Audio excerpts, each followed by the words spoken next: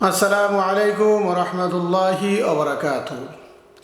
প্রিয় ভাই ও বন্ধুগণ, যারা আমাদের সাথে রয়েছেন দূরে অথবা কাছে, দেশে অথবা প্রবাসে, আপনাদের জন্য রয়েছে আন্তরিক মোবারকবাদ ও শুভেচ্ছা।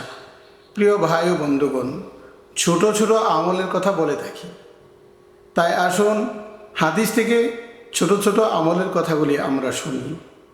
প্রিয় ভাই ও বন্ধুগণ, রসুল্লাহ সাল্লাল্লাহু আলাইহি ওয়াসাল্লাম হাদিসে পাকের মাঝে এরশাদ ঘোষণা করেন, আল্লাহ রসুল সাল্লাল্লাহু আলাইহি ওয়াসাল্লাম বলেন, হে আমার উম্মতেরা, তোমাদের শরীরের প্রতিটা অঙ্গ প্রত্যঙ্গের জন্য একটি করে সদকা রয়েছে।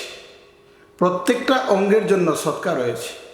তাই রাসূলুল্লাহ সাল্লাল্লাহু আলাইহি ওয়াসাল্লাম বলেন, সুবহানাল্লাহ পাঠ করা এটিও একটি অঙ্গ প্রত্যঙ্গের সদকা। তাহমিদ তথা আলহামদুলিল্লাহ পাঠ করা, রসুল্লাহ সাল্লাল্লাহু আলাইহি ওয়াসাল্লাম বলেন, এটিও একটা সদকা।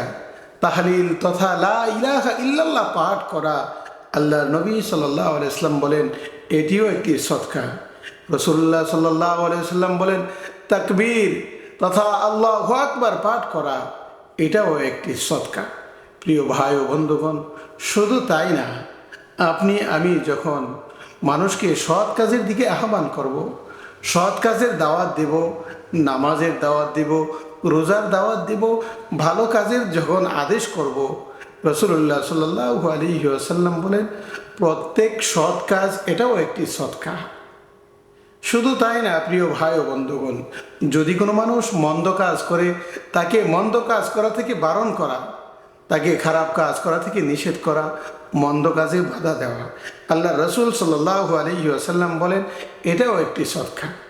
রাসূলুল্লাহ সাল্লাল্লাহু আলাইহি ওয়াসাল্লাম বলেন, দিনের প্রথম প্রহরে অর্থাৎ সকাল 8টা থেকে 9টার ভিতরে যদি কেউ তাহলে 2 রাকাত নামাজ আদায় করে, আল্লাহ রাসূল সাল্লাল্লাহু আলাইহি ওয়াসাল্লাম বলেন, তাহলে তোমার সবগুলির জন্য এই 2 রাকাত নামাজ যথেষ্ট। প্রিয় ভাই ও বন্ধুগণ, আসুন আমরা আমাদের জীবনকে পরিবর্তন করার চেষ্টা করি। ছোট ছোট আমলের মাধ্যমে আল্লাহ পাকের নৈকট্যশীল বান্দা হওয়ার চেষ্টা করি। ছোট ছোট আমলগুলা, ফজিলতপূর্ণ আমলগুলা যখন আমরা আল্লাহ পাকের জন্য করব, তাহলে আল্লাহ পাক রব্বুল আলামিন এতে অনেক খুশি হয়ে যাবেন। আর আল্লাহ তাআলা যদি খুশি হয়ে যান, তাহলে তো আমাদের আর কোনো চিন্তা নাই, পেরেশানি নাই। আল্লাহ পাক রব্বুল আলামিন হাসরের ময়দানে, কিয়ামতের মাঠে আমাদেরকে মাফ করে দিবেন। যে লোকটা আল্লাহর নৈকট্যশীল বান্দা হতে পারবে, আল্লাহ তাআলা তাকে মাফ করে দিবেন। তাই আসুন, আমাদের এই দুনিয়ার জীবনটা ক্ষণস্থায়ী, এটা চিরস্থায়ী নয়। এই সামান্য জীবনে আমরা ছোট ছোট কিছু আমল করে আল্লাহ রাব্বুল আলামিনকে খুশি করে আল্লাহ তাআলা আমাদের সকলকে কবরে যাওয়ার তৌফিক দান করুন। আমিন।